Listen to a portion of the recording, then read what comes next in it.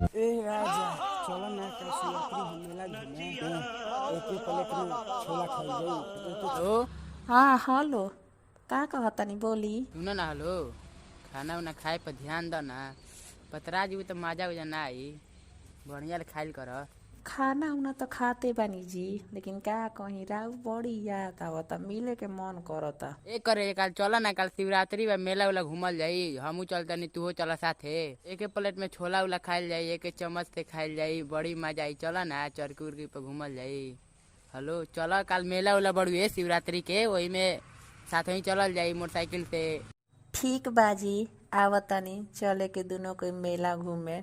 आ जीन्स उन्स पहन लेम और आउट जोन उठला लिया देले भाई ना, वो लगा ले मुठवा में। साला हमार तो पूरा किस्मते फूटल बा। शिवरात्रि के मेला आवता, हमरा भी मालो नहीं खे। वैलेंटाइनो डे में माल नहीं खे, शिवरात्रि में माल नहीं खे। अब कैसे मेला घूमे जी बुझात नहीं खे। परो साल माल ना रहे, मेला घूमे अकेला ही गई, छोला अकेला ही खनी, असहू माल नहीं खे। अकेला ही मेला घूमे के पड़ी, अकेला ही छोला खाए के पड़ी, एको माल नहीं किसन।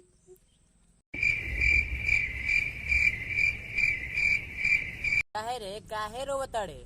कल शिवरात्रि है, मेला उला नहीं खा सका। कल चल मेला घूमे चलबे न, मालो हमार जातिया, छोला उला सब खाइल जाई। हाँ साले तोहार तो माल बिया, तो तू अपन माल साथे जाइबा मेला घूमे, चरखी पे बैठबा, एक प्लेट में एक चम्मच से खाइबा। हमार साले हमार मालो नहीं के, हम कैसे जाए मेला घूमे? साले अपने जाता मेला घूमे, हमारा कहता मेला घूमे जाए। साले माल रही तब मेला घूमे जाती ना, हमू प्लेट में खैनी। परो साल अकेला ही गई रही मेला घूमे, अकेला ही छोला खेल रही। आ सौ लाता अकेला ही जाए के पड़ी। साले गावता माल कर काहे रे अतना बात खातिर रोवल जाला?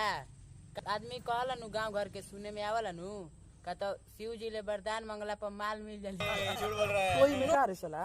अरे तारा ले हमू पर साल मंगले रही वरदान नु, पूजा उजा क के नहा धोआ के, तो हमरो माल मिल रहे, तबे हमरो माल मिलल भी। यही के चलते शंकर जी के जल चढ़ले पर माल मिलली। हां यही से माल मिलल सन। रुक, हमू जाता नहीं काल शिवरात्रि हो, आ काल बेर हमू जाता नहीं नहा धोआ के शंकर जी के एकदम फर्स्ट क्लास जल चढ़ाई, आ शंकर जी से वरदान मांगम कि हमरा के एगो टॉप मॉडल के माल पटवा दो। तो जाता नहीं हम जो काल बेर शंकर जी के जल चढ़ा।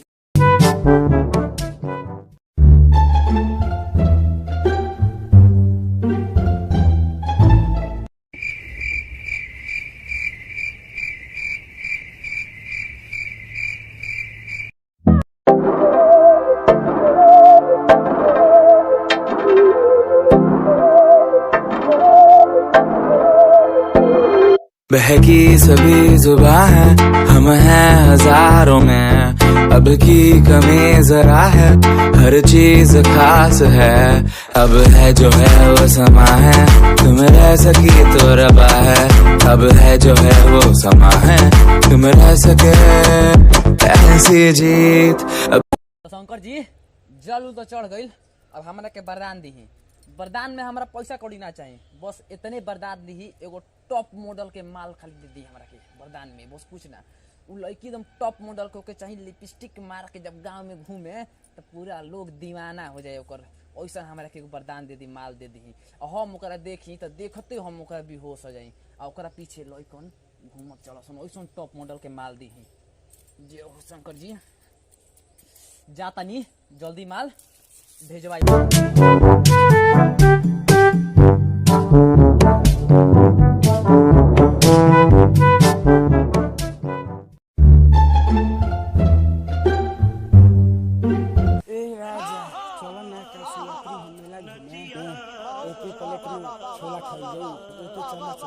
चला ना, हाँ चला।